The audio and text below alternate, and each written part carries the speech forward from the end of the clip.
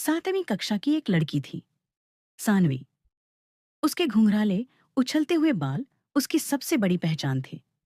लेकिन स्कूल में कुछ बच्चों ने उसे चिढ़ाना शुरू कर दिया।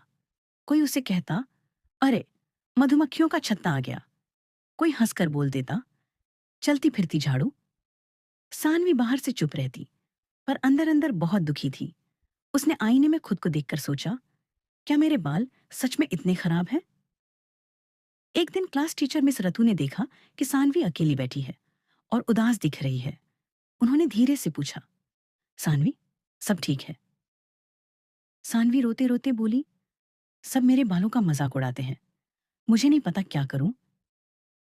मिस रतु ने उसका हाथ पकड़ा और कहा, बेटा, बुलिंग वो होती है जब कोई आपकी किसी कमजोरी का नहीं, बल्कि आपकी किसी खासियत का मजाक उड़ाता है। और उससे निपटने का पहला तरीका है बोलना, चुप रहना नहीं। अगले दिन क्लास में टीचर ने एक छोटी सी एक्टिविटी कराई। उन्होंने बोर्ड पर लिखा, रिस्पेक्ट, सम्मान। फिर बच्चों से कहा, हर इंसान अलग है। कोई गोरा, कोई सांवला, किसी के सीधे बाल, किसी के घुंघराले। लेकिन अलग होना हमारी ताकत है, कमजोरी नहीं।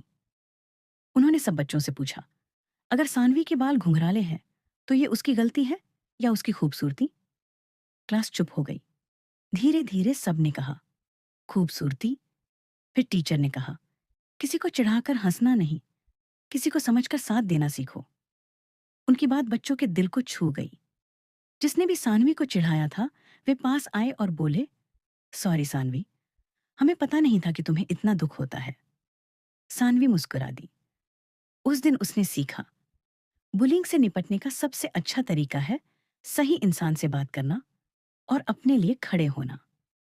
अब वह गर्व से अपने घुंघराले बालों को बांध कर नहीं छिपाती, बल्कि खुलकर उड़ने देती है, क्योंकि अब वह जान चुकी है, अलग होना ही उसकी सबसे बड़ी ताकत है।